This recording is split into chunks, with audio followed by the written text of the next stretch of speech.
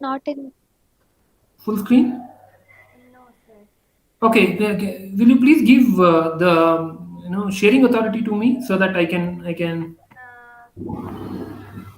present now. Then click at your entire screen, sir. Ah. Then open the PPT and put it as a full screen, No, no, sir. no. That I know. I'm doing that only. But the thing is, it is not connecting. Mean to say that. Uh,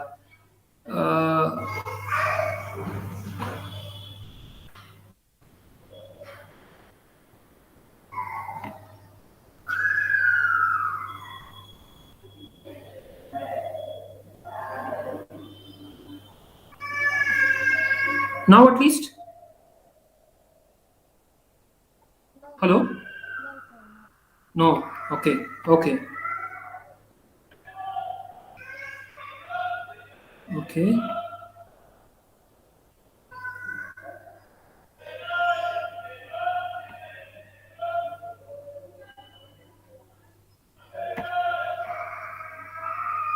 How about now?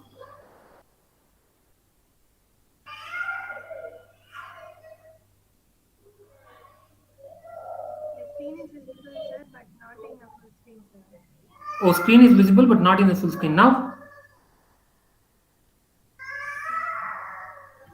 Okay, then that is something like okay.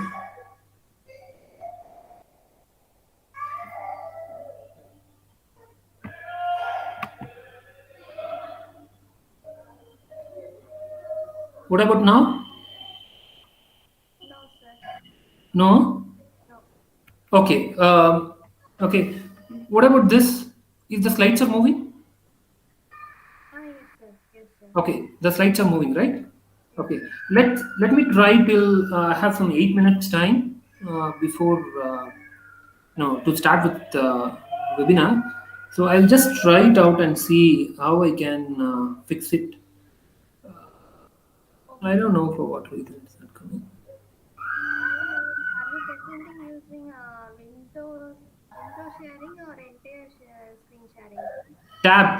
There is one more option called tab. Oh, okay, sir. Okay. Can you try it using your entire screen, sir?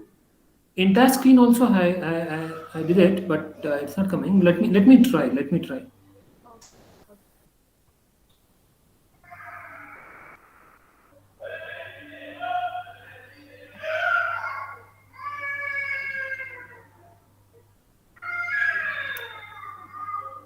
Okay, cancel.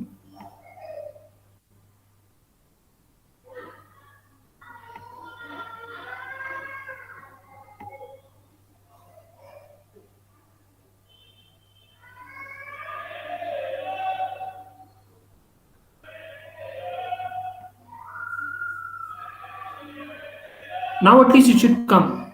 Just check it out.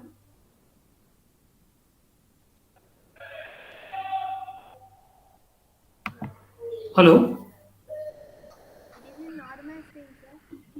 Yeah. It now it is. Now it should come. Is it coming? No. No, sir. The slides are changing. No, sir. No. No. Huh? No, sir. Okay, but I don't know what the reason.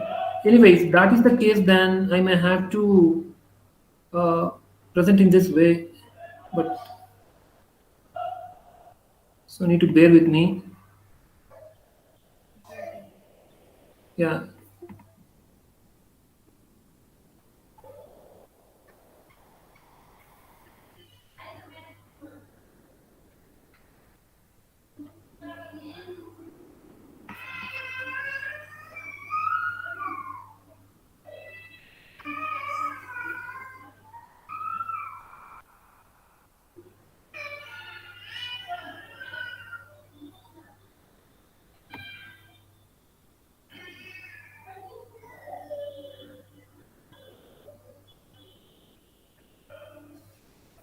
You are presented everyone. Click here to return to video call when you are ready to stop.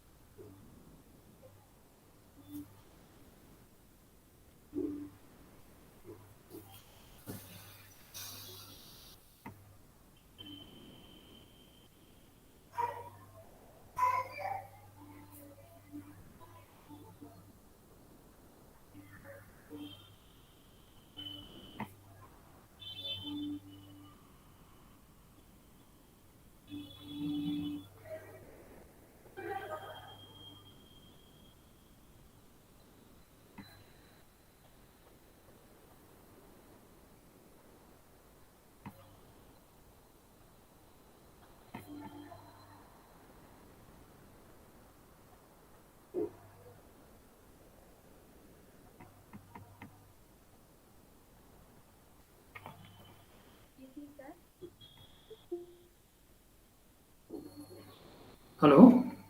First we have a welcome address and the prayers, prayer and Okay. welcome address. After that, Okay. you can present. No, actually the thing is, your voice is so feeble. Now, sir. Now also, but anyway, I can. I followed you whatever you said. Yeah. Okay. Yeah. Okay. Okay.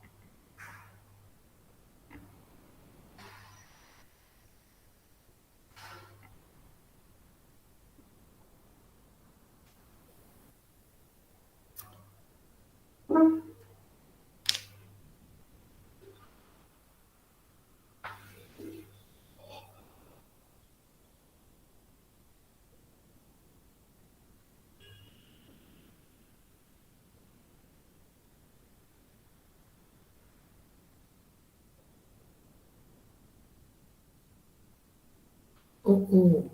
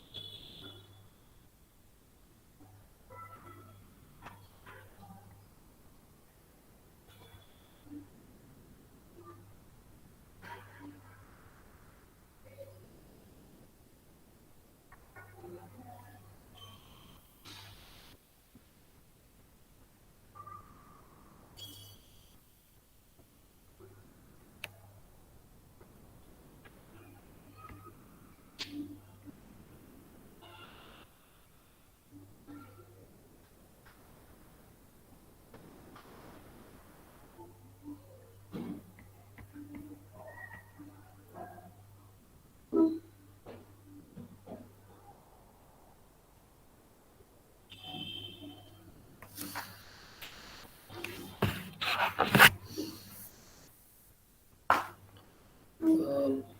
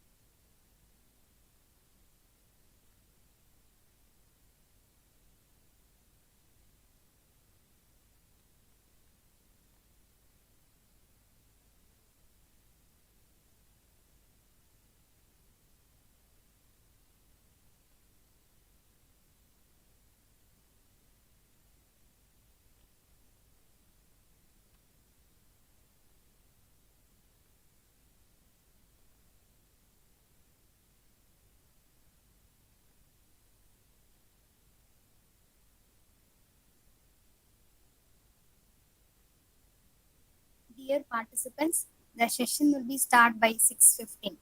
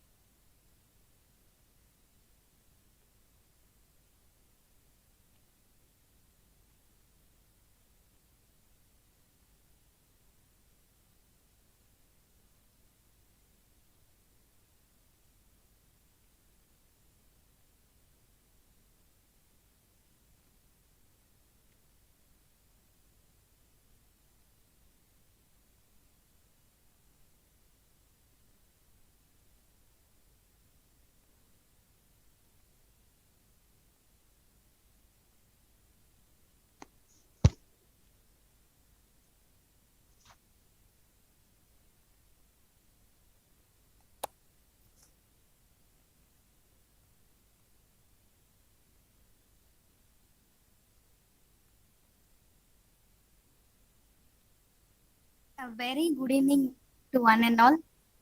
I would like to extend a very warm welcome to all of you into this wonderful evening. We appreciate you taking time of your busy schedules to join us today. It gives me great delight to welcome you all for the webinar titled An Overview on Research Writing. We have gathered here to enlighten us about the research writing guidelines, how to write and organize research paper, what are the steps to be followed while writing the research paper. We hope you will find the program full of learning, fruitful, and engaging. Prayer is the most powerful tool mankind has. Let us begin this webinar by seeking the blessing of the Lord with the prayer. May I request all of you to listen the prayer. Light of the world, you step down into darkness.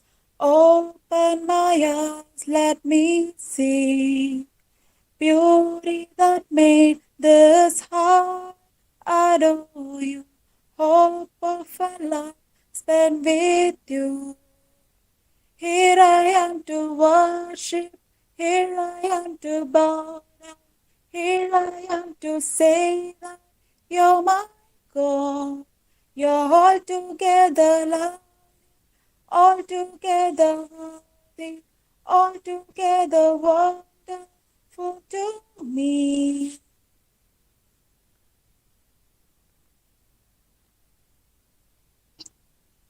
Prayer. Let us take a prayerful attitude to invoke God's blessing. Dear Almighty and ever loving Father, we glorify and thank your name. You have showered us with abundant blessings and grace. We humbly ask you to shower our speaker today of your greatest inspiration so that they may share the most of their knowledge, heart, and soul to their respective topics. May we also observe the invaluable knowledge, experiences, and put into practice what we may learn today. We pray you to bless all the committees in charge so that they may able to fulfill their task responsibly and the aim they have may set achieve. Your infinite blessing would mean the success of this webinar, and may we be living witness of your love through the enactment of the knowledge acquired through this activity. We ask this in the name of Jesus Christ, our Lord and Savior. Amen. Thank you, students, for making a peaceful environment with the prayer.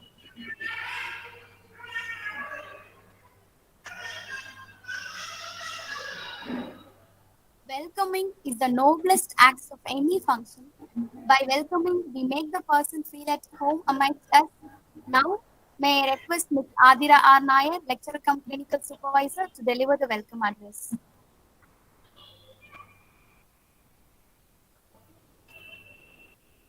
If we are willing to learn, no one can help us. If we are determined to learn, no one can stop us. Good evening, one and all. Today, we are fortunate to have you all for fourth series of Unleash, Unlocking and Levitating the Existing Concepts and Evoking Advancement in Speech and Hearing webinar series on research writing.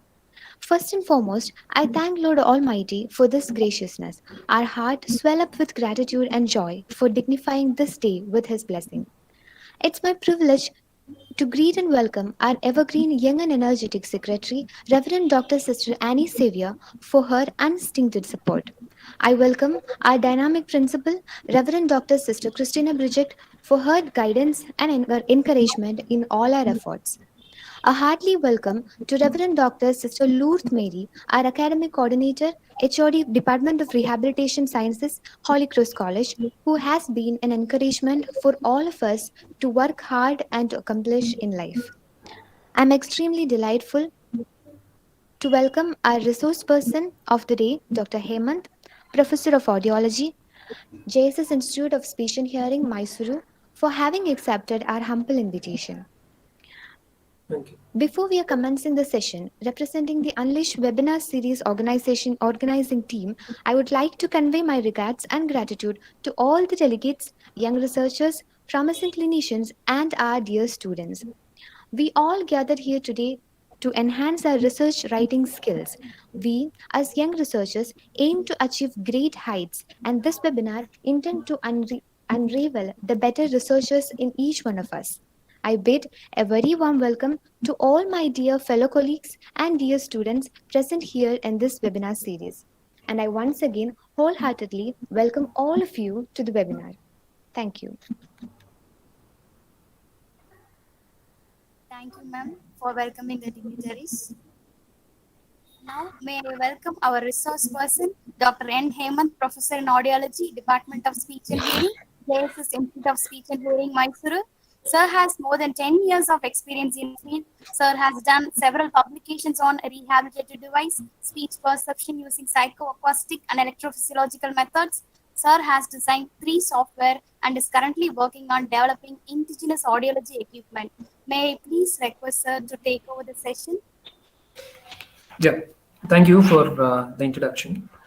I hope my voice is audible to everyone and it is clear. If that is the case, then we'll start the presentation. Before I start with the presentation, please bear with my slides. I tried a lot, but I don't know, it is not going the full scale. I don't know for what reason. So if that is the case, then shall we start with the presentation?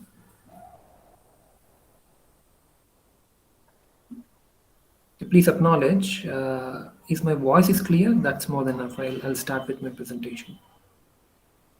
Yes, sir, it is clear, sir. Yes, okay.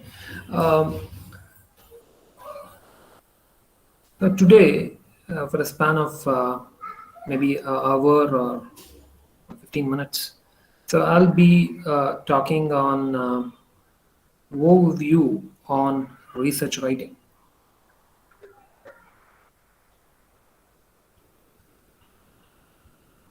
So before we start with the research writing, we frame a concept mapping.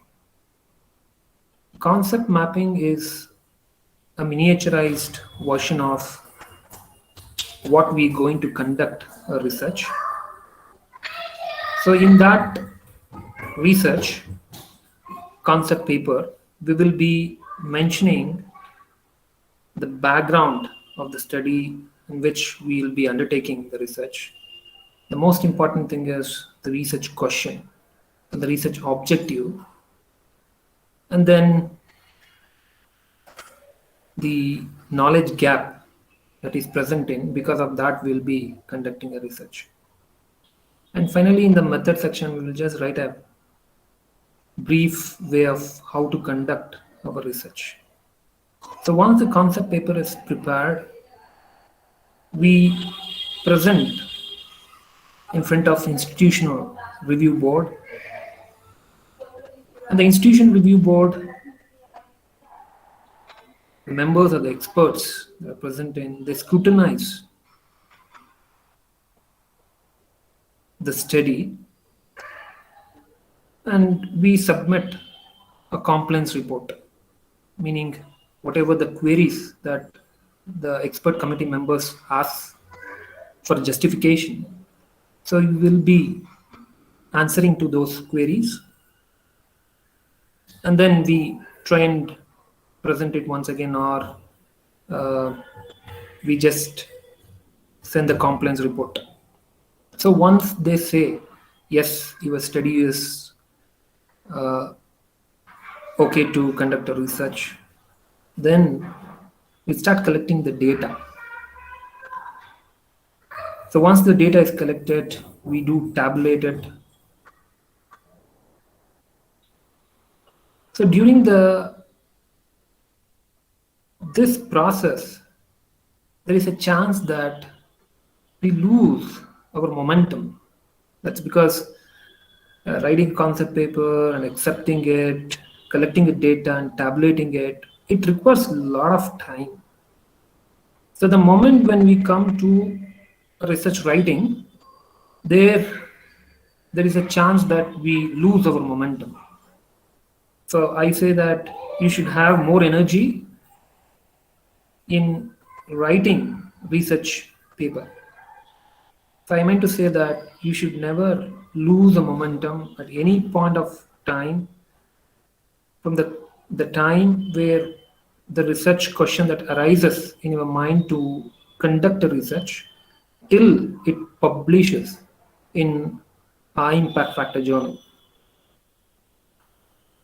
So now we will ask a question and try to answer. So what is the purpose of writing? The purpose of writing goes in this way. First one is to disseminate research findings to a larger scientific community and to the public. The second step is, or the second point, why we need to conduct, why we need to write article. It is the responsibility of any researcher to advocate his or her research findings so that the beneficiaries will get a light of hair or hope. And also, it reflects a change in practice to treat the best of possible way. What do we mean by this? See, we have seen that in 90s or 80s, we were using a linear hearing aids. And over a period of time, with advancement in technology, even the processing of hearing aid changed. And now we are seeing digital hearing aids, so that our past researchers have showed us a digital hearing aid is giving a better result than a linear hearing aid. So this is helping the beneficiaries. Who are the beneficiaries? Hearing impaired are our beneficiaries. And I also said that writing an article will reflect a change in practice to treat best of possible way. Initially, to diagnose a cochlear pathology or RCP by using ABR, we used to plot a life function, that is noting down the fifth peak at different intensities and putting in LI graph. We will come to know on the looking into the pattern of LI graph. We used to say it's sensory pathology or neural pathology or conductive pathology to substantiate to our audiological finding. That is audiometry, speech, pure tone audiometry. Now, to diagnose RCP case, our researchers have told through research writing that by varying the rate of speech, that is 90.1 and 11.1, if you take a difference of effect, difference of fifth peak, that is more sensitive than compared to a life function. So now this research finding has helped us to use the test in our clinical day-to-day practice to diagnose the case who have pathology in the nerve. So this is what is the purpose of research writing. I just briefly described it. I don't want to prolong too much on the purpose of writing. Next, we will ask question. So we will ask question. So research is all about question. So we will ask question and try to answer it. So now what is manuscript? Which is written by a researcher. Any document which is submitted for publication is called a manuscript. Manuscript can be of original paper, it can be of review article, a case study, or letter to editor. So in today's presentation, I'll be talking or explaining more on how to write original paper, original article. So when you start writing the manuscript, the best practice is you should have the results in your hand. Once you have the figure and the table of your study, I meant to say the statistical analysis, the result part from that, making a figure and table. Once if those are ready, then the research writing part going to start.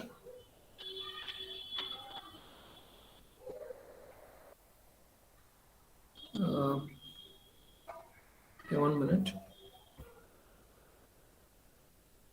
Just for a second, my slides are not moving.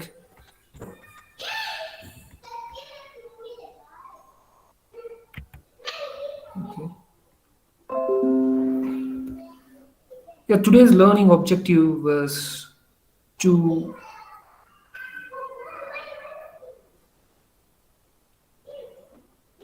organize the idea logically and sequentially within defined structure, and also to be very specific and precise to deliver the content of information effectively. These are my objectives, learning objectives of today's class, or today's webinar, I should say.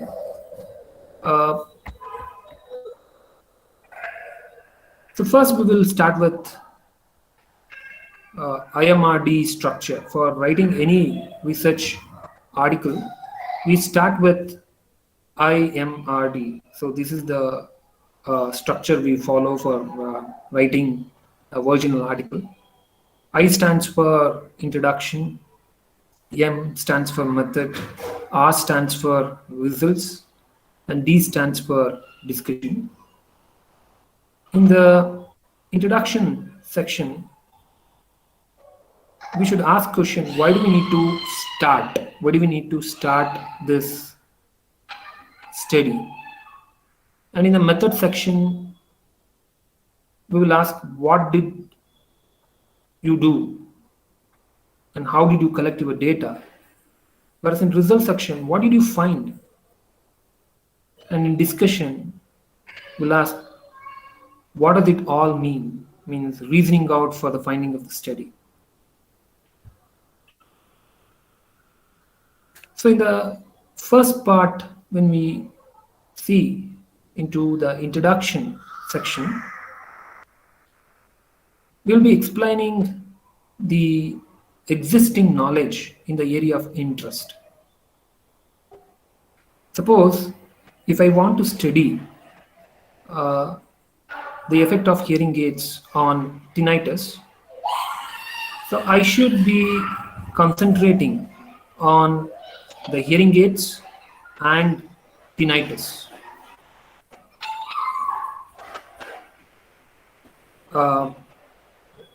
See, 1 minute. My they are speaking very loudly, so I'll just inform them and come back. Okay, please bear with me.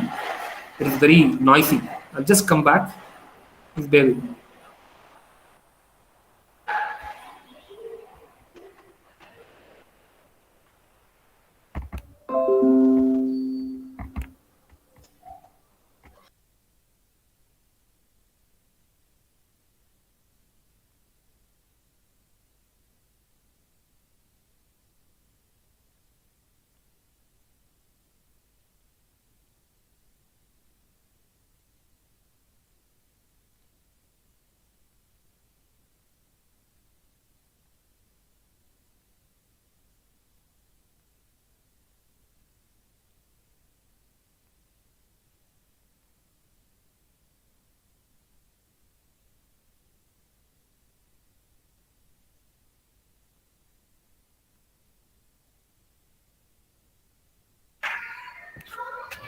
Yes, sorry for the inconvenience. So I was speaking on the introduction part. The first one is the background of the study. In the background of the study, need to tell about the existing knowledge in the area of interest. Suppose if I'm taking up a research on the effect of hearing aids on tinnitus, so I'll be zooming in on two concepts. One is on hearing aids and tinnitus.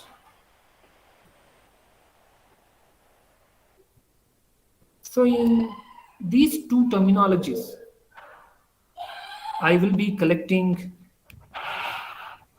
more and more data, means articles related to it, so which should be of recent one. So how will I collect these articles? If you ask me a question, like there are a number of databases that are available. So you can have ProQuest, you can have Google Scholar, you can have Science Direct and Mesh PubMed. So you have to type those key terms on which you are wanting to conduct a research. And importantly, you have to use a Boolean term. Boolean term is nothing but and, or, something like that. I meant to say, if you just write as hearing aids and search, you'll get an article related to hearing aids. So it will score up to some 3,000, 4,000 articles. So if you just type hearing aid and tinnitus, then the articles which are of hearing aids that are related to tinnitus, and those articles will pop up. So once the if you look into the search item in any of the database, you start seeing into the title of the articles, and then whichever which is of important to your study, you start downloading those articles. Probably when you start with the search, it may give up to some 100 articles related to it. But after reading the abstract, it may scale down to some 15 or 20 articles or more than that. So now it is the stage is set for you to read what is the existing knowledge that is present in.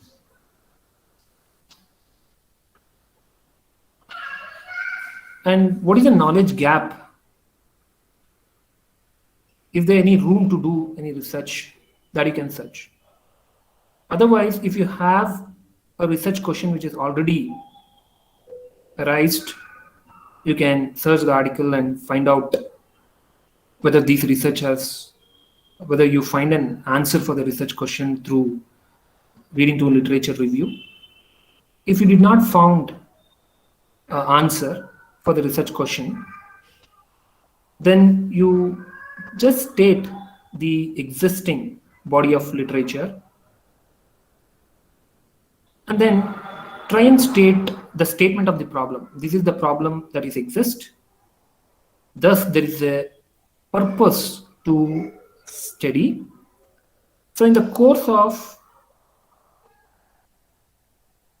stating the problem and the purpose, you will come to know the research gaps. But be cautious when you are criticizing the other researcher. You should be of scholarly criticized.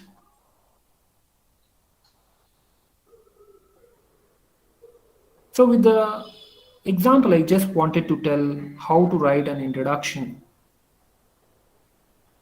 So as I started with hearing aids and tinnitus, so you have got some 20 articles or so.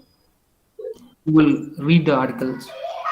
You have come to know that those ever options which are present in a hearing aid, which enhances the noise, has helped the tinnitus patient to alleviate from tinnitus.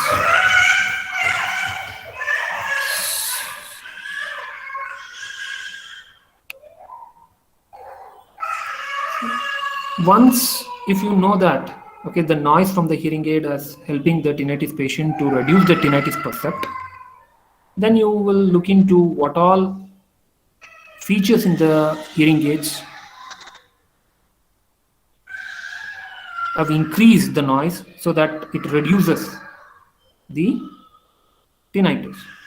There may be few studies which they talked about the omnidirectional microphones or noise reduction circuit off so that the noise in the hearing aid increases.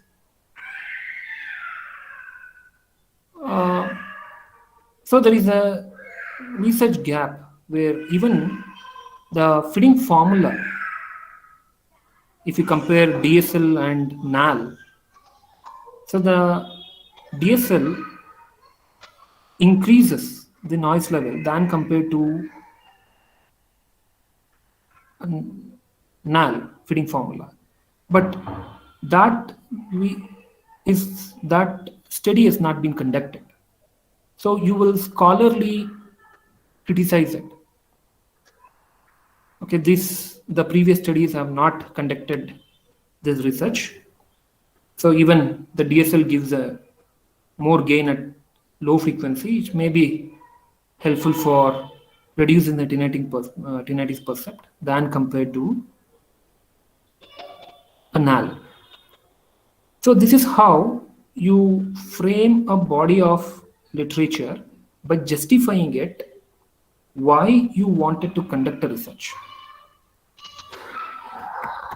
So once the gap was identified, you need to ask a research questions. So what is research question is? Research question is all about uncertainty about something in the population that the investigator wants to resolve by making measurement in the study population. In the same example which I wanted to give, we don't know whether the fitting formula is going to have an effect on alleviating the tinnitus percept. So the investigator wants to resolve it. How? He will make out on what population he need to conduct a research and what dependent variable that he need to consider to showcase the tinnitus has reduced. So in this process, he has to write a research question.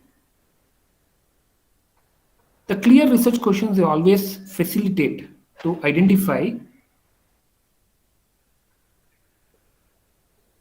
who should be included in his research, what are the outcomes should be, and when the outcome need to be measured. In the same example, who should be included? The tinnitus patient should be included. What should be the outcome? The outcome should be a tinnitus percept. When the outcome need to be measured, so when the individuals have a tinnitus of some loudness, whether they have a catastrophic kind of tinnitus, so you'll be measuring on that.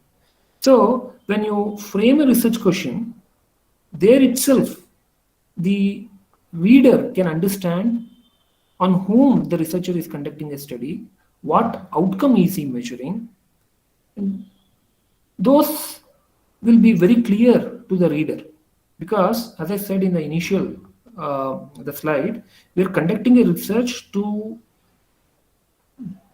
disseminate the finding to the large community, scientific community. So this will be helpful for a scientific community to just see into what the researcher is, for what reason the researcher is conducting a study. See, there are two kinds of research questions that are present, but not mandatory that you need to use these two kinds of questions. One is descriptive questions, another one is analytical question. Descriptive questions carries the verb like estimate. These descriptive questions are always asked when you do a retrospective research. A retrospective research is something like which helps us to know about the prevalence and incidence of any disease. On that time, we always try and ask a research question like estimate how many tinnitus individuals have successfully used a hearing aid to cope up with the tinnitus. If my study is towards to check individual who have tinnitus and successfully using a hearing aid, then I'll just check into my clinical records of individuals who have tinnitus, and then I will just descriptively tell that about 50%, about 80% of the populations who were using hearing aid have benefited with tinnitus. So if you are conducting that kind of study, so the research question follows like this: to estimate the percentage of hearing aid, what should be the estimate of percentage of tinnitus individuals using the hearing aid successfully? This is the question mark that you ask. Suppose if you are conducting experimental research, in the course of my presentation, I started with giving example. The effect of hearing aid features on tinnitus perception. So you are conducting experiment. So such kind of research carries analytical questions. Analytical question starts with a verb to determine. So in my example, in the example which I had given, so to frame a research question, I should be framing it as to determine which prescriptive formula benefits individual with hearing loss comorbid with tinnitus on alleviating the ringing sensation. So here you will be telling on which group you are assessing. You will be also telling the outcome of it. So if these two components are presenting, then the research question is apt. So the bone of contention here is, so after finding the research gap, knowledge gap, so you have to write the research question.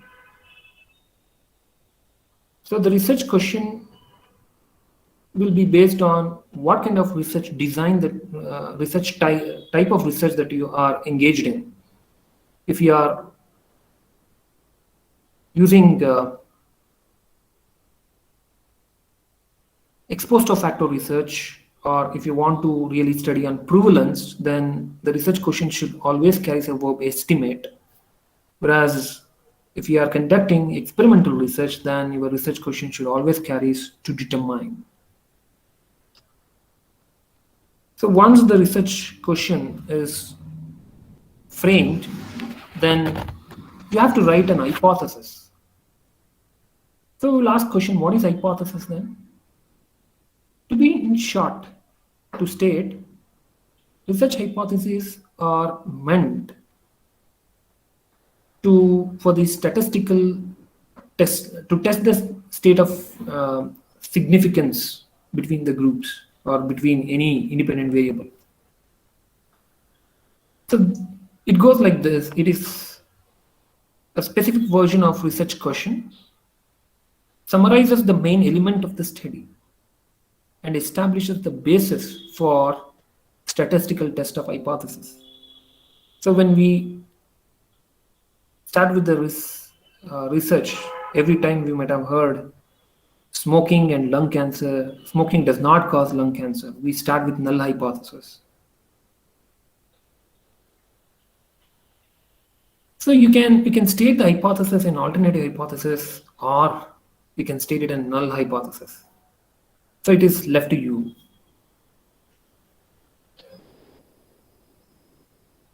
But it is always wise to give the hypothesis. But if it is descriptive questions, then you should not write a hypothesis. If it is an analytical question, then you have to write a hypothesis. Let us take the same example. How you are going to write it?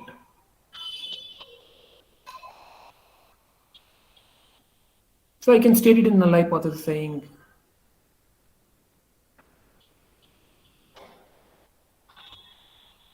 the DSL fitting formula as lesion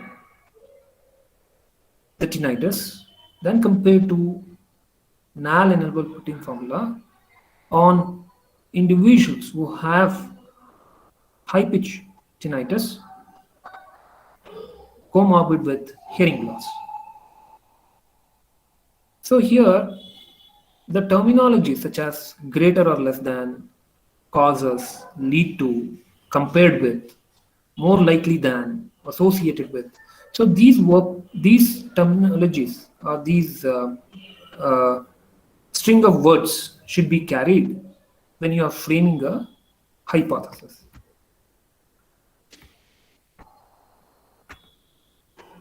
Once the hypotheses are framed, the next section component is the objectives of the study. The objective of the study should be stated in a scientific and epidemiological terms. We should make use of no more than one verb, and it should be of primary hypothesis, primary objectives and secondary objectives. So with that,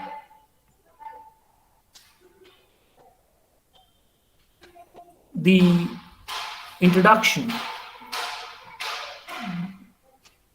will be framed. So we first start with the recent body of literature, the existing body of literature on the study, and then we identify a knowledge gap. We try and tell about the research questions, frame the hypothesis, and then we write objectives of the study. So this frames the body of research. So the next one is the method. Method will explain how the study is conducted, and it should be explicitly mentioned in a step manner. And as you all know, it varies from one study to another study. As a editor or as a reviewer, these components, whatever that I have listed, will be seen thoroughly, and these information should be there in any article. If you just pull out any article, you can find all these components. Let me explain one by one. Research type and research design is the most important component of the research method. That's because by looking at the research type and the research design, the reader will come to know how the investigator has conducted the study.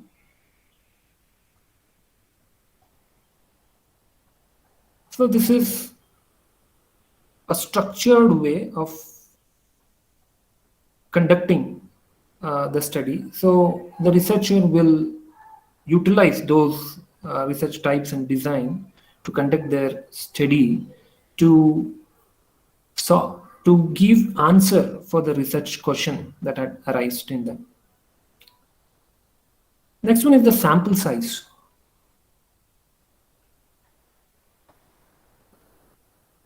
In majority of the time, we just simply mention 30 participants we will collect. From 40 participants, we'll collect the data. But that has no logic. We have to use sample size calculator. If you just type in Google, you will get n number of. But I suggest you people to use G power. You can see in this. You can use the G power. G power is a software which gives the sample size, how many samples from whom the data need to be collected. So you can justify how many participants need to be recruited for your study. So few data need to be fed in the G power software. It all depends on, once again, the research design and the type. In my course of explaining the each of the component, I have took the effect of features in hearing aid and tinnitus. In that, I'm using only a one group, but it's a paired comparison. Means I'm comparing prescriptive formula to prescriptive formula on tinnitus percept. Maybe the dependent variable would be uh, severity of tinnitus using THI, that is tinnitus handicap inventory. So if this the independent variable is fitting formula and dependent variable is the severity of the tinnitus, then I should be doing the piloting first. So it yields the mean and the standard deviation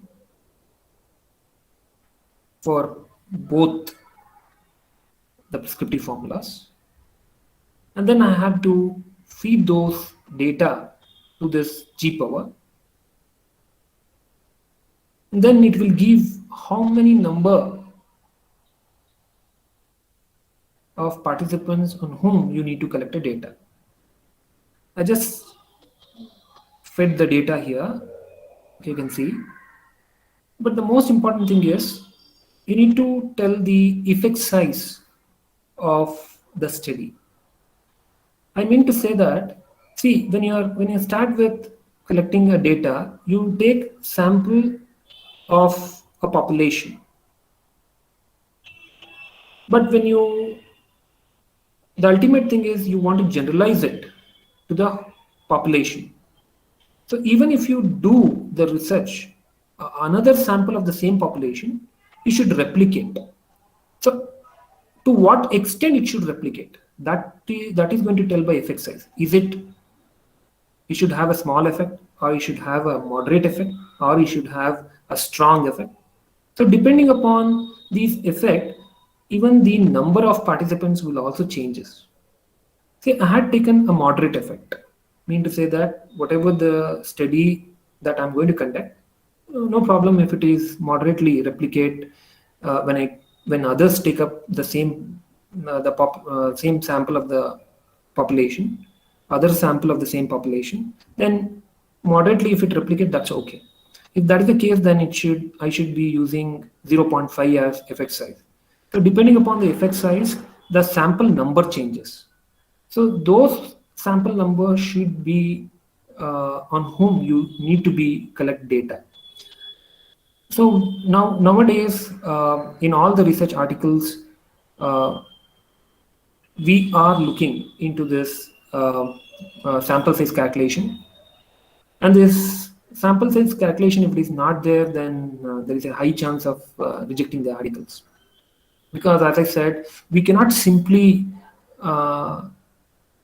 specify that I'll be collecting a data on 50 subjects. So I have collected a data on 100 subjects. No, it is wrong. As I said, research is a sequential and systematic structure. So we should follow a systematic way of selecting even the sample size also. So the next component is inclusion and exclusion criteria. We should specifically mention what is the inclusion criteria. Who are your participants? That you need to define. And who are not your participants? That you need to decide. See, writing an exclusion criteria is an art. Why this inclusion criteria and exclusion criteria is most important? That's because there should not be any extraneous variable, or there should not be any confounding variables. And if it is there, if the confounding variable or the extraneous variable is present in your study, then that may cause a generality issue. I mean to say that confounding variable is something unknowingly those variables may interacting with your study. So you should be very cautious such that those variables should be taken out from your study, so that you can pinpointly say that this is the cause and the effect relationship. In my study, in the example what I gave, so I'm going to study the effect of prescriptive formula on tinnitus percept. So I can say that from the output of the study, if the fitting formula is the cause for reducing the tinnitus percept, then other extraneous variables should not be interacting. So you should take care in such a way that those variables should not be having an effect on the dependent variable. So keeping that in mind, you have to list down the inclusion and the exclusion criteria. The fourth point is the institutional review board has given a consent for you to conduct a study. That's because everyone wants their work to be very easy as an editor or the reviewer. So if they have seen, means it would have shaped to an extent. That's the only thing. But it is not a mandatory option. But if it is there, it is of good. It's an add-on feature. And the ethical committee need to be approved. You can this if it is not there, then majority of the journals they will not send for review itself. Ethical committee approval is the most important component where it will protect the participants when you are conducting a study. So the ethical committee has to approve it, and they provide a number, and that number need to be specified in the research article.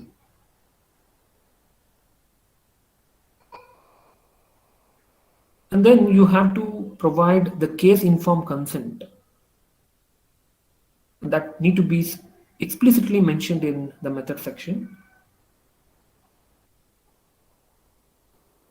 where you will be explaining what all procedures that are involved in, what are the risk factors that are involved in, how it's going to benefit the community of having the same problem. That need to be explained, and it should be specifically mentioned whenever the patient feels to get out from the study. It should be given option that should be specified in informed consent. Next part is the case detail. You should be specifying the case detail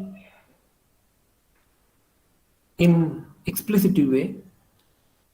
If coming to the same example which I took, so I'm just carrying over so that you will get an idea. That is the case, then I'll be telling what is the degree of hearing loss, and what is the pitch, what is the loudness, and what was the baseline severity of tinnitus, and what prescriptive formula that I used on them, what is the configuration of hearing loss. So these details need to be given in the methodology section. And also the study setting, where exactly the study was conducted. Is it a sound treated room, or is it a multi-setting, multiple setting where you have collected the data? So those things need to be given in the study setting, and you need to operationally define if the term that you are using in your study, if it is not published anywhere and you are using for the first time, then you need to specifically define it or operationally define yourself. See, I'm using the term called alleviating of tinnitus. So I need to define what is the meaning of elevating of tinnitus. And then when it comes to a procedural part, each and every step need to be explicitly mentioned. And why are you taking the independent variable and dependent variable need to be properly justified. And then the last part of the method section is analysis. Analysis in few studies, yes, it is required. For few studies, it may not be. I mean to say, if you are, for example, if you are assessing the speech perception ability in noise, so you just document the number of correct words and how the scoring is done. So you can write that in the analysis part. So once the analysis part is over, you can write the statistical analysis. Statistical analysis is you just briefly tell about what kind of what are the statistical analysis that you had conducted briefly with respect to objective of a study. So that ends with the method section.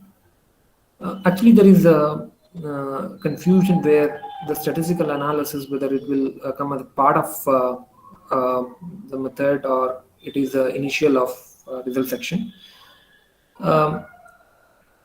But the main gist of the statistical analysis should be given. You can consider it as a separate heading, or you can put it in method section also. Whereas in the result section is the next component.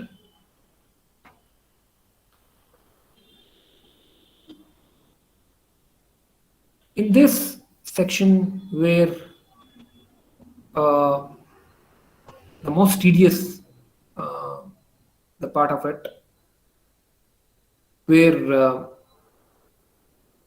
you have administered the test and you would be collecting the data. Once collecting the data, you have to tabulate it. So tabulation is also an art. So all dependent variable should be present in okay, where is my lighter? Okay, wait a second. I'll just take okay. Anyway, light.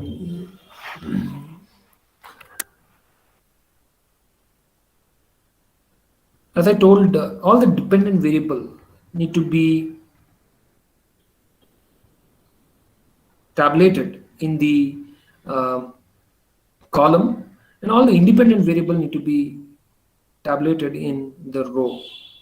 In this example, as I have described it as effect of SNR and Babel on speech recognition in individuals with normal and sensory neural hearing loss. See, this is the independent variable normal and SNHL. So I have tabulated in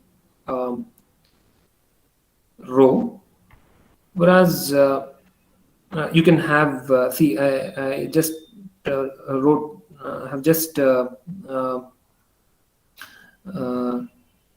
used two rows. Okay, suppose if you are collecting some 10 participants in case, then you should have 10 rows in under case and 10 rows in under control. So the independent variable which are of repeatedly measured on the same individual, then it should be on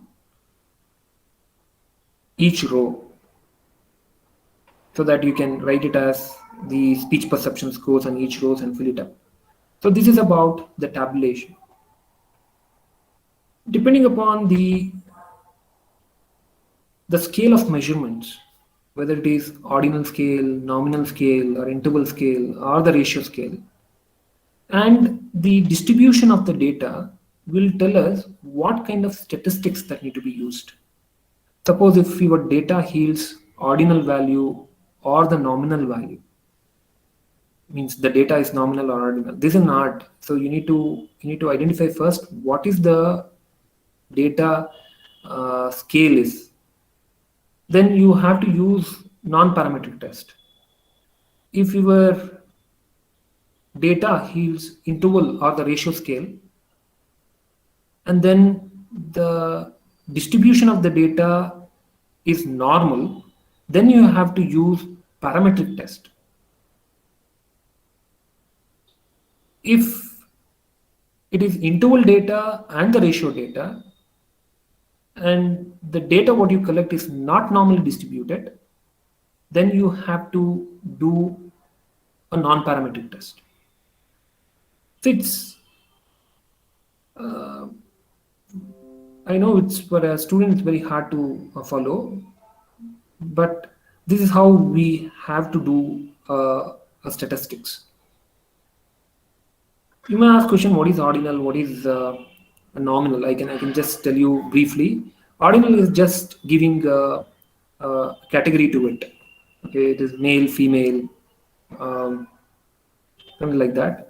Nominal is ranking the data. If your data is ranked, okay, then you should always use non-parametric. Non-parametric statistics is something like Mann-Whitney, Wilcoxon, Kruskal Valleys.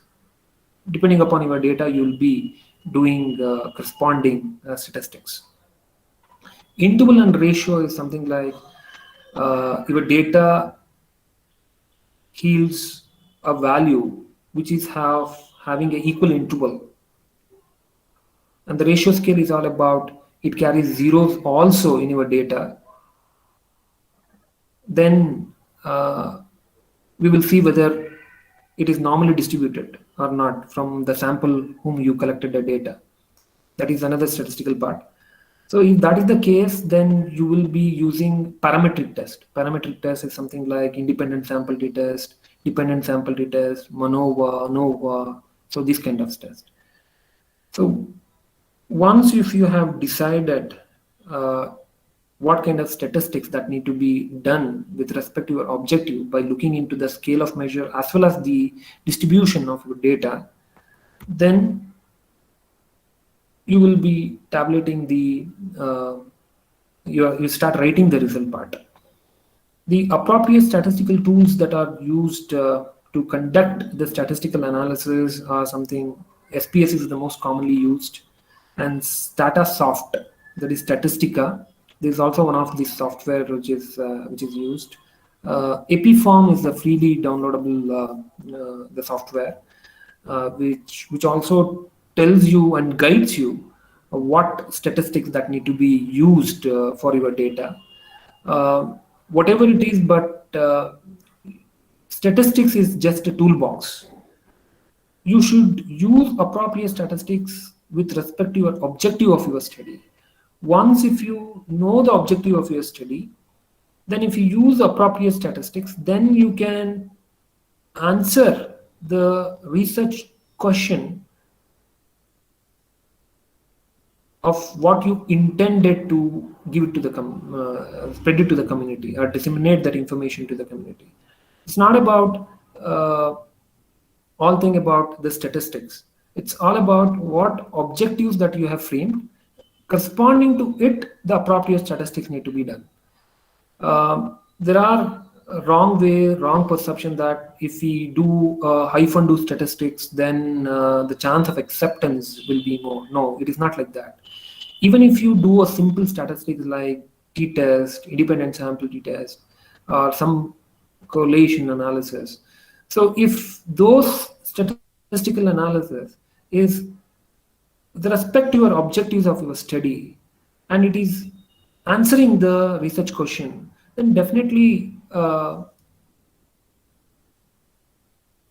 is a wise way rather than doing hyphen do statistics. So the next part is always what happens is I've spoke to many students. Why do you people do not like conducting research? They say I do like to do or conduct a research, but the statistics part is the one which make us to go away in doing statistics. There are many ways where we can make them feel comfortable to do research. Now, the digital data is easily available to all of us. So you just have to spare your time and spend time with looking into the videos. It can be of YouTube videos. Just type in how to conduct independent sample t-test. So it just gives you the step-by-step process on how to conduct a research.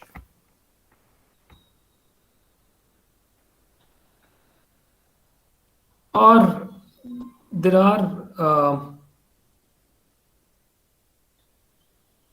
websites. Using that, we can know how to conduct the statistics and how to write a research report. One example which I have just taken from my YouTube, and I just pasted I've just taken a snapshot and paste it on you paste it so that you people can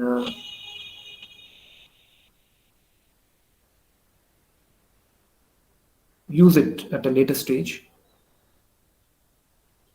You just copy this web link and you just change the test. You can see my cursor, right? You just change the test so that the video will play for you, and it will tell you the step by step the process that is involved in conducting that statistics. So once if you have run the statistics,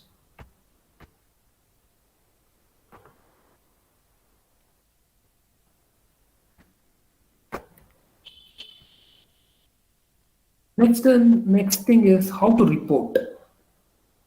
And this is also an easier part. You use Google and just type it, how do I report independent sample t-test in APA style? Just give that. You will get an information like this. You can see there at the bottom, it is giving the information, the text. You just have to fill it. It is something like doing a fill in the blanks work. So this is how you can prepare the result part. So as I told, once the result part is ready, then you have to conduct then you have to start writing the article.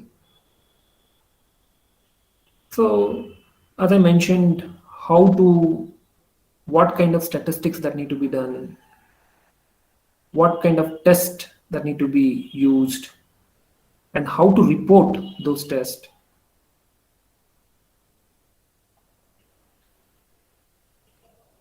So you can use YouTube or Google for that.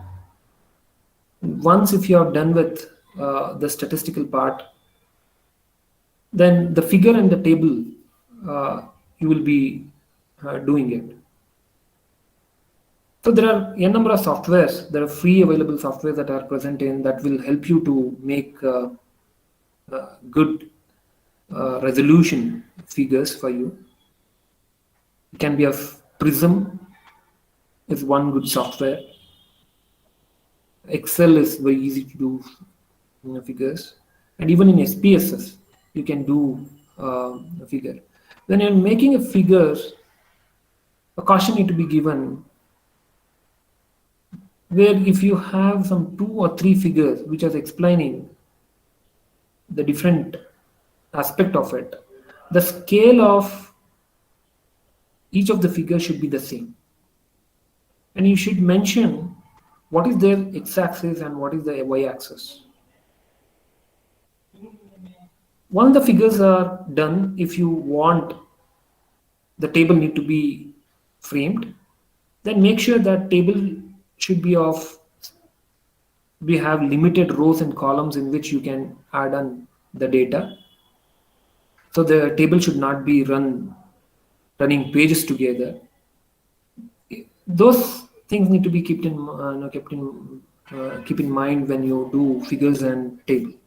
Once the figures and table is ready, then you start writing the report for the result. And when you are writing the result part, you should always sync with your objectives of the study. So this is about the result part. There are other few application website which is commonly used to frame a figure that I have given, so that it will be of helpful for you to do it. It is drag and drop method, so it can be easily done. So once the result section is over, the discussion is another major area where it take a toll for any researcher. That's because a greater amount of investment in terms of time is required to write a discussion part. In discussion, first we'll be looking for what is the summary of the findings. I can just say that the DSL input-output function significantly reduced tinnitus percept than Allen-Willis-Piscomty formula. This is a summary of my findings that I should be giving. Sometimes you can also compare the finding of your study, but make sure that the comparing should not cover the whole discussion. Sometimes even if you take up the PG dissertations and other articles, they will be just comparing the results of their study with the results of the previous study, and that should be avoided. So we should always see what is the reason behind the finding of the study. So you should be logically explaining the finding of your study.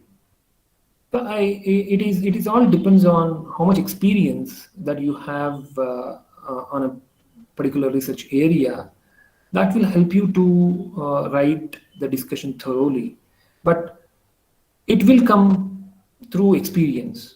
The discussion, what I meant is the reason what you are giving for the finding of the study is all about your opinion, and you are logically putting it across to say this would be the reason for the finding of the study. That is what is seen in the discussion section.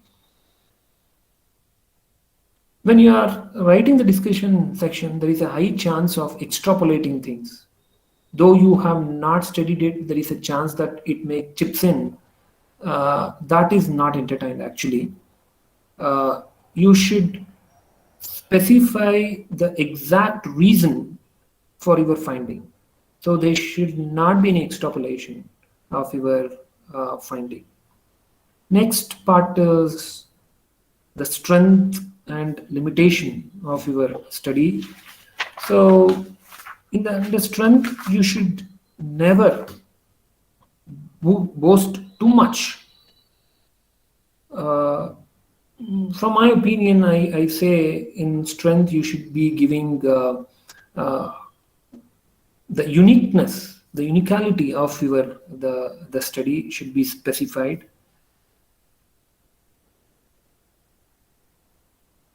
And in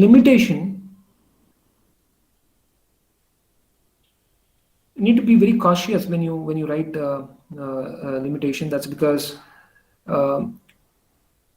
when the researcher reads your article, they should bear with the limitation while interpreting the finding of your study.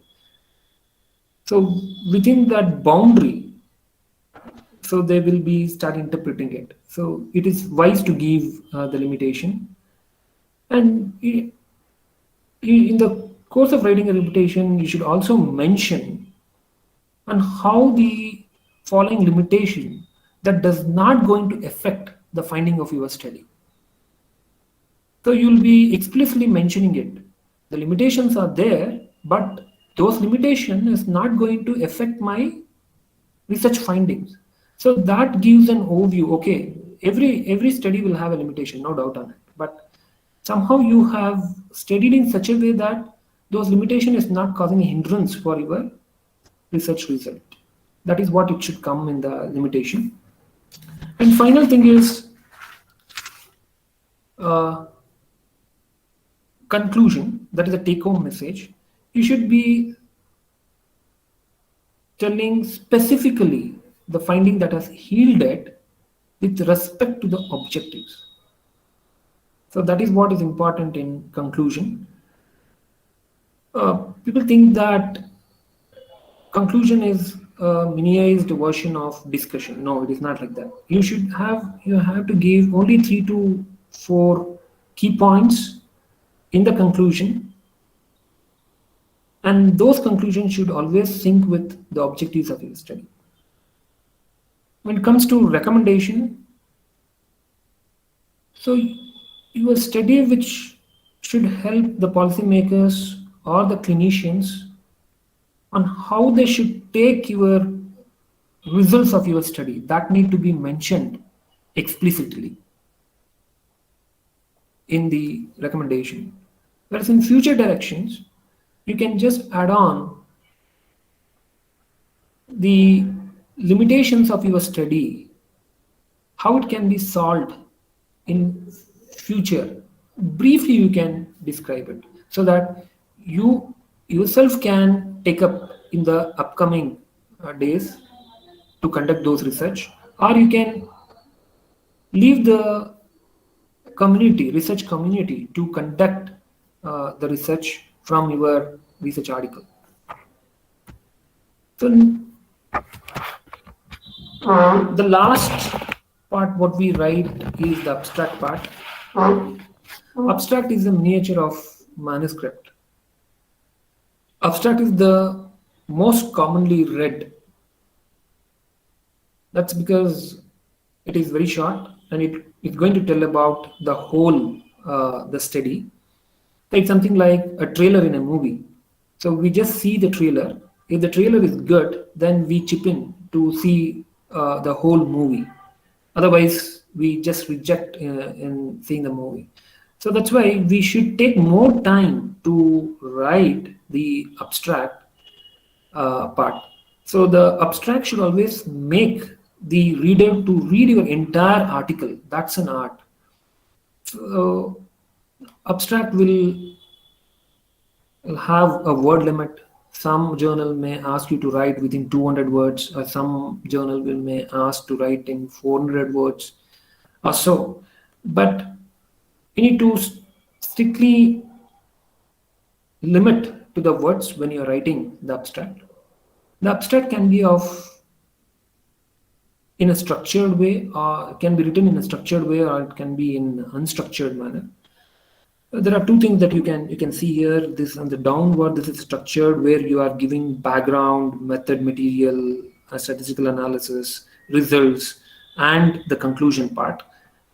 That is a structured way of writing it. Unstructured is it also contains the same information, but you are not explicitly mentioning, okay, method, results, background, method, results, or conclusion. The first one, what you are seeing is the unstructured one, whereas the downward, what you are seeing, that is a structured way of writing the abstract. The keywords, we think that the keyword is not that important. Anyway, we have written the whole article, so we'll just write we'll just give some keywords and try to wind it up. No, it is not like that. So the keyword is equally important of how you write the whole article. That's because end of the day is you write a research article, and it should be visible to the research community. So how do the research community will look into your article? By giving the keywords. As I said in the first part of when I started with my presentation, I said amplification and tinnitus. See, what are you as a research budding researcher or any researcher? You'll be giving a keywords to search the articles. So when you are writing an article, you should use the keywords in such a way that your article should pop up when other researchers tries to find the article of your interest. So the keyword is most important. That's because your articles will be cited. That is what is the face validity of your research is all about. If you do a research and if your article is not cited by anyone and it is not read by anyone, then what is the point? Something like if then you have a knowledge but you don't know how to share it, then what is the point of having a knowledge in you? It's something like you should use appropriate keyword such that your article should be popped up whenever the other researcher enter the keyword in any of the database. Point number one. Point number two is it will be helpful for you to cite your article to get cited more and more. So that's the reason behind giving a keyword. We also call it an indexer. Okay. The best thing is when you wanted to read something, so you will just go to the index part and you will see in which page the information can be gathered. So first you will go to the index and then you will find out the keywords. You will identify it in which page the information will be given, and finally you will be directed to look into the particular page of that book. Similarly, even in the finding of research article and also the citing of research article, the keyword is an important. Okay, so when you are writing a research article, when you are done, spend some time on the mesh PubMed, where they are the indexer. They specifies what are the keywords that can be given for your study. Next is the referencing. This is the area where it takes just the hard work from you, nothing else, because there are a number of reference styles are there. It can be of APA, it can be of AMA, it can be of Vancouver styles. So each reference style has its own way of representing the authors as well as their title of the article, volume, issues in a different way. APA referencing in text as well as in reference listing is totally different from Vancouver style. So whatever the reference style that our journal asks you, that reference style need to be used. So now, and one more thing is you should, we as a research reviewer as well as the editor, we look into whether the researcher have used the recent articles or not. So we just peeped into the reference list and we'll see whether the references are of recent one or not. That's because we will come to know whether the research article are going to give extra information other than what is already known. This will also tells us how thoroughly the researcher has reviewed the body of literature. Um, as I said, this is a tedious process. Now there are n number of reference managers have come, like Zotero, Mendeley. These are free softwares. Using this software, you can do a referencing. So it will take less time to do a reference. You can easily do a referencing part. Uh, you the next thing is the highlights is in now I'm seeing in majority of the journals are asking for highlights, because time is an important factor even for the reader, because they also reads the highlights. If the highlights are catchy, then they try and read the whole article. Because of that, they are asking to give highlights. In that highlights, you should be giving research question, what is the solution, and what is the take home message. That need to be explicitly mentioned in highlight. And now in one of the article which I published, they also asked for research in context. It will tell us about what was already known.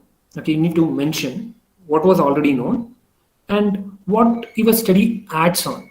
So in the example what I gave is uh, to explain the each component of the research writing. I told that different features of hearing aids such as omnidirectional microphones or DNR have studied, and this increases the noise such that it alleviates the tinnitus perception. So this is what is already known, but they have not studied the effect of prescriptive formula on tinnitus perception. So this made us to take up this article. So what your study adds? So it adds whether the prescriptive formula has helped patient to elevate their hearing loss. And your results also said that hypothetically I'm telling the DSL fitting formula has lesened the tinnitus than compared to NL1. That is what you have to just write it in the research in context under the heading of what was already known and what your study adds in. See, as I said, it's a structured way. This, when you are in a structured way of writing the report, this will always makes the reader to just go to the specific location in an article and find out what they want from your study. So these are the components that are actually required when you are writing a research article. Most important thing is specific language editing. Because you'll be writing some 40 pages or 25 pages or 30 pages, whatever, how many pages you want, you'll be writing. But there will be a chance that there will spelling errors, grammatical errors, or there can be of errors in sentence structure, or we may not be using punctuations correctly. We're supposed to use it. You can give it to a native English speakers to edit your research article, or you can use Grammarly software where it will be helpful for you to use the software to correct the grammar of the written manuscript. So once the Grammarly check is done, you need to put it into plagiarism. Plagiarism is seriously viewed in research community, because it is like thefting the idea or the sentences from the already published article. So there are freely downloadable. There is no free softwares which are available for plagiarism. I can just say that there are n number of plagiarism software that are available, and it is of pay versions. Authenticate is one thing, and PlugScan is another, and Urkund is another plagiarism software that is available. It is yearly subscription software. You can take this software depending upon the university which will be using it, so that there will be a compliance between the software that you'll be using as well as the university will be using, or some of the colleges which are in the university setup itself, so that you can ask and reveal this plagiarism software. But this, your manuscript should be checked for plagiarism before you submit your article. It should be free from copying. That's the reason. So it need to be used and check for the similarity report, and that will authenticately tell us you have not copied anything from any of the research article. So the tips for writing, making your writing clearer is use simple and necessary words. Do not use the words which are of infrequent words. Do not use synonyms. Best thing is, what we do is we just right click and look for the synonym of the same word. That actually gives a different meaning. As you all know that thesaurus is the one. If you look into those concepts, synonyms, using a different synonym gives a different all meaning altogether for the sentence what you have framed. So be cautious when you are using a synonym. Use consistent terminologies. Suppose if you are using speech perception throughout the article, use the speech perception only. Do not use speech recognition or perception of speech, like that. Okay, so the terminology should be used consistently. Use inclusive and non-offensive language. That's what I said. When your scholarly is criticizing it, you should not use offensive language. So you need to be using non-offensive language. And you should be avoid passive voice. It should be written always in an active voice. And be mindful when you're framing a sentence length and structure. When we frame a structure, it will be of length, longer sentence we will be framing it. So avoid that longer sentences and use it as short as possible, such that information can be easily conveyed to the reader. Formatting guideline, I say you should follow the journal instructions. You have to read instructions to author of the particular journal, and you just have to follow for under each section. There will be a guideline. So how to frame a figure, how to frame a table, and how to do referencing. How many word limit should be there, whether the abstract should be structured or unstructured. Likewise, for each and every section, the guideline will be given. That you can find it out in author to instructions in each of the journals. Okay, you need to follow that formatting guidelines. So the 6 S of scientific writing should need to be followed. Any article, it should be of simple, it should be of short, it should be structured, and it should be sequentially placed. It should be strong enough to write what you intended to, and need to be very specific. Do not take more variables. Take less variables and study in deep. That is what it means, very specific. So when the draft is ready, then you have to review it, write it, rewrite it, read it, review it, and then revise it, and then finally you submit. This is what we need to follow once the draft is ready. The take-home messages identify some 2 to 3 central message. You should follow IMRD structure, that is introduction, method, research, and discussion, and improve your scientific writing style. Uh, uh, the article which I had written in 2010, if I look into, I always think that this is the article which I had written. I could have written even more better. So we should always update ourselves on how to write a scientific writing article, and you should be adhere to the guideline. The guideline is given for you to follow it such that the reader can easily read through it.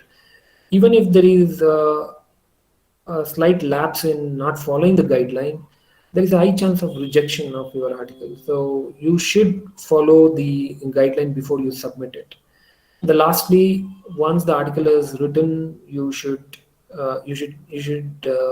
leave it for at least 15 days or 20 days, so that uh, uh, uh, you'll not know what you have written it, and then you start reading the article which is written by you, I mean the manuscript which is written by you. You'll find many mistakes, or you may uh, rephrase the sentences of whatever that you have structured it, and then you try and revise it. uh, After that, you can give it to your colleagues for to read your article, whether it is simple, short enough, whether it is conveying what you intended to tell to a scientific community.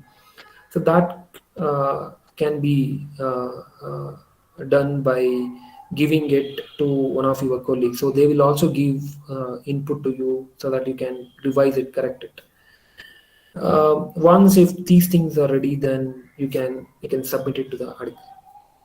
So this is the way where we can write a research article. As I say, it is not a one-day work.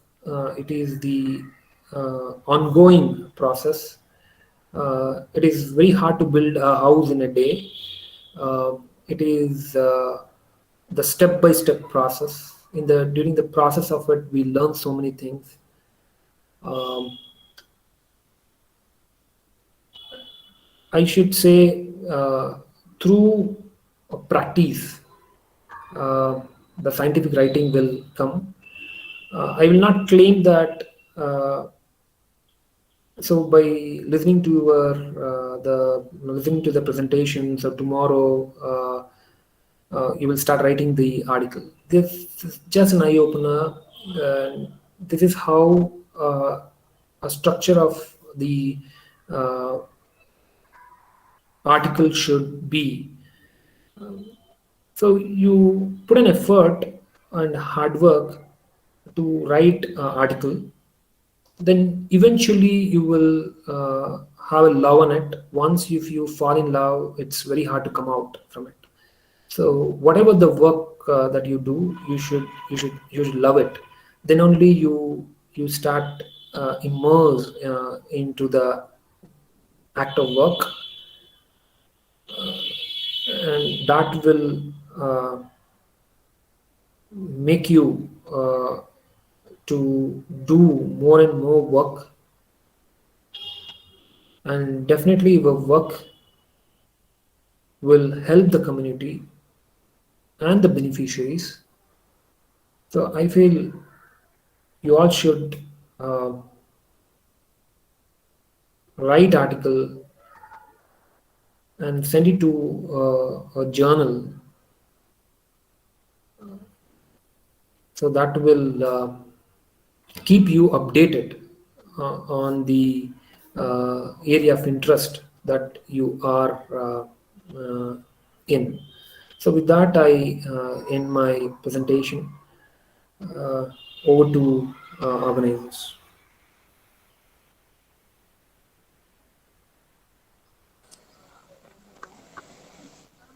Thank you, sir.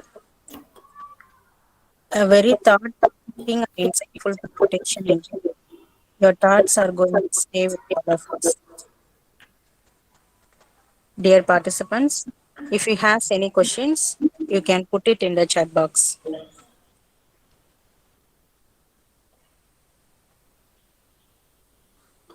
So I was very slow. I know if I'm very fast, then there would be a chance that you could have missed a few things. That's why I was slow in presenting things. You can ask me any questions. I'm happy to answer. One more thing is when the webinar started, it was 90 plus odd, and even now it is 90 plus odd. Uh, that's a good thing. No one has logged out. If you have any questions, do please ask. We'll be happy to answer those questions.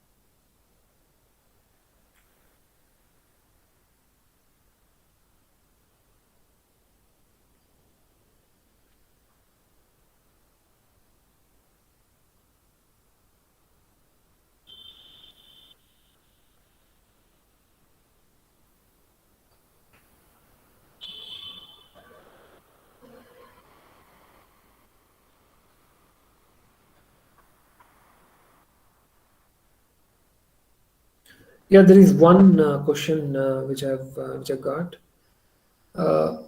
Confounding variable and intervening variable are the same. See, confounding variable and intervening variable are different. Confounding variable is a variable which will have an effect on your dependent variability. I mean to say that, see, I'll give an example so that you will understand. You are identifying the speech recognition scores in a group of participants. They will have a different configuration of hearing loss, right? Severe hearing loss, the flat configuration, or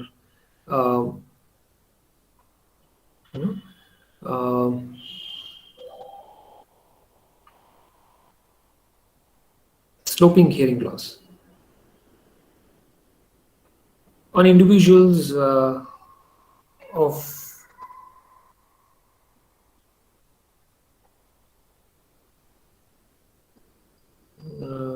younger adults and older adults.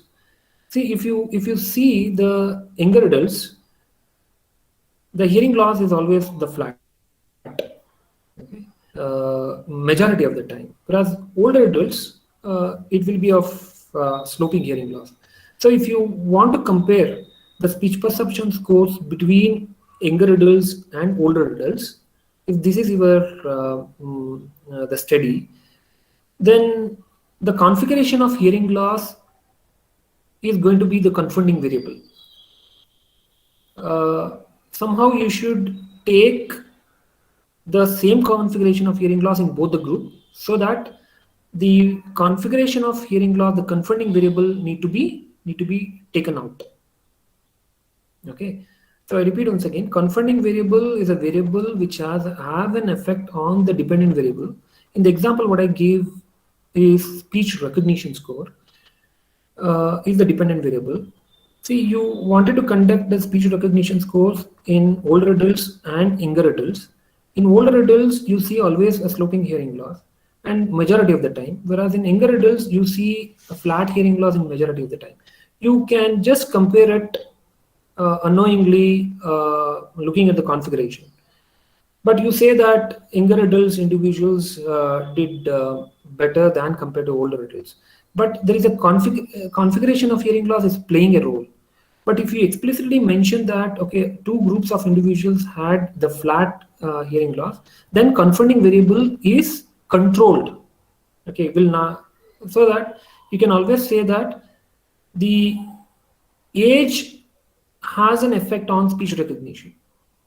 Okay, the older adults suffers a lot than compared to a younger adult in perceiving the speech, provided if the configuration of hearing loss is taken into ruled out. So that is what is a confounding variable. Intervening is also called as an extraneous variable. See, we will take the same example. Older adult individuals you have included in your study, but if you fail to document their cognition, then the cognition definitely has an effect on dependent variable, that is the speech recognition. So if you conduct a study with that, means the cognition is not considering into a study, then you cannot pinpointly say that older individuals have less speech recognition scores than younger adults. So that's what, as I told, the confounding variable as well as the extraneous variable need to be taken care before you conduct a study. How you can taken care is, if confounding variables, like you can just say that both the individuals had a flat configuration of hearing loss.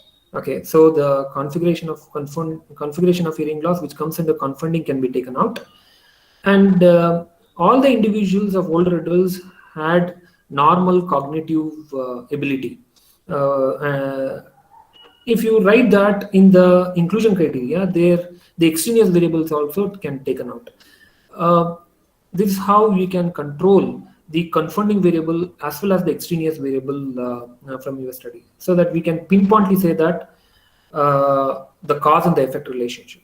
This is about the confounding variable and extraneous variable. I have another question, like what is exposed? I hope Swati and others understood what is the meaning of confounding variable and intervening variable. I hope you have understood it with the help of example.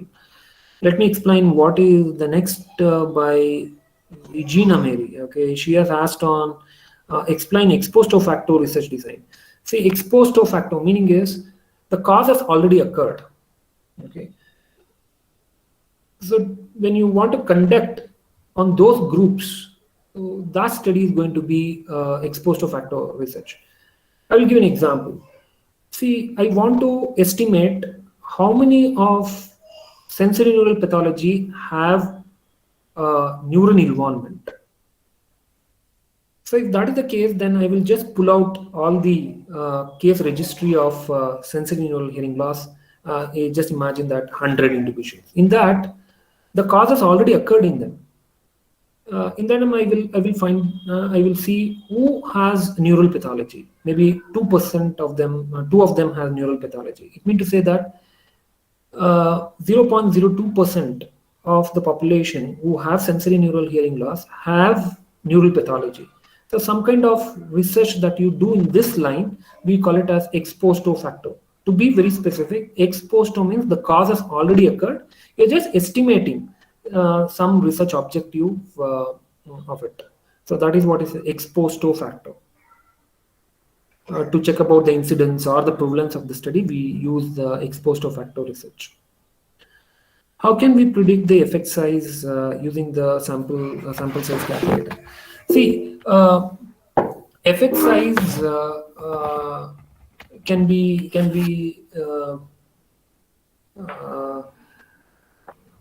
calculated by two ways. One is using the formula.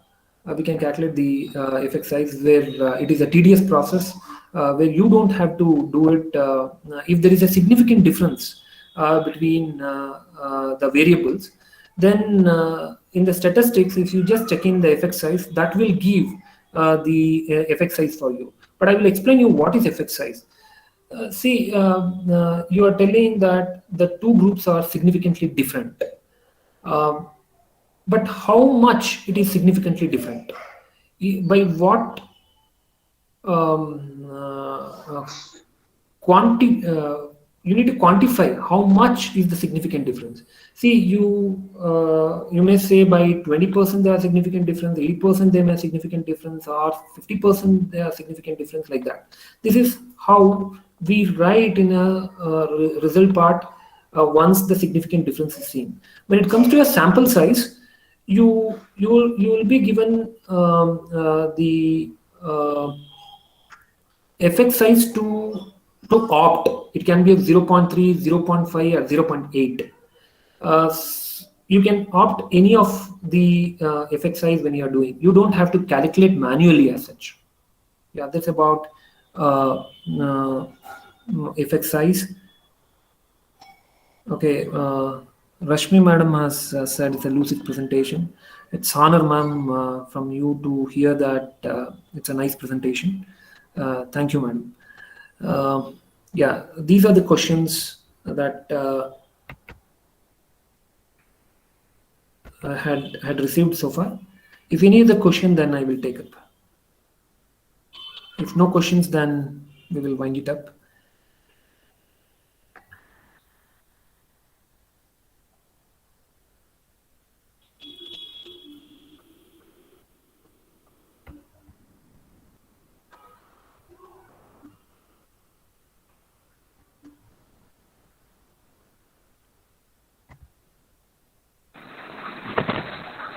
Thank you, sir, for clarifying questions. Dear participants, kindly fill up the feedback form, which is in the chat box. Now we have a photo session. May I request you to switch on your cameras?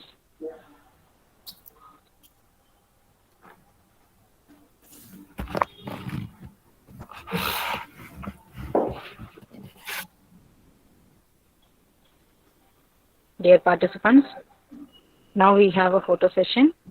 May I request you to switch on your cameras?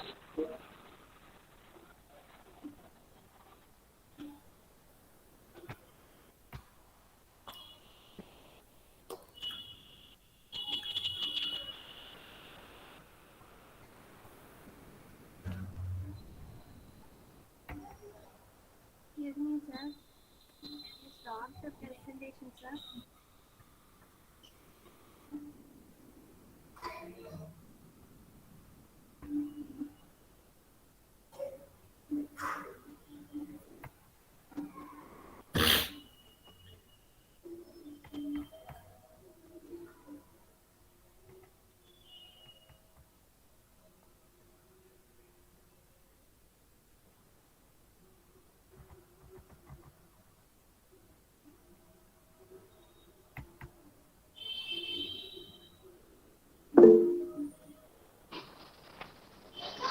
Gratitude transforms ordinary opportunities into blessings,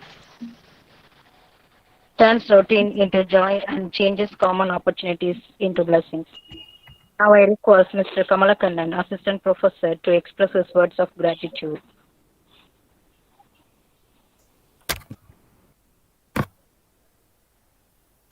Good evening to one and all. I deem it a great honor and privilege to propose the vote of thanks on this memorable occasion. Let me first start by giving glory to the Almighty for making today's occasion a resounding success. First and foremost, I thank our Reverend Sister Dr. Annie Xavier, Secretary, Holy Cross College, for her constant support. I thank our well-wisher, Reverend Sister Dr. Christina, Bridget, Principal, Holy Cross College, for her words of encouragement, support, and commitment. I would like to thank our Reverend Sister Dr. Lud Mary, Academic Coordinator, Holy Cross College, Trichy, for the unfailing support and guidance. I would like to thank our resource person, Dr. Hemanth, for enlightening us with the knowledge. Thank you, sir. Thank you. My word of gratitude to Mr. R. Sundaresan, Head of the Department of Audiology and Speech Language Pathology, Holy Cross College, Trichy. My heartfelt thanks to the participants from the various institutions. I thank the staff of the technical team who worked behind the screen. Last but not the least, I thank my dear students and colleagues for their enormous cooperation in the organization of this team. Thank you all.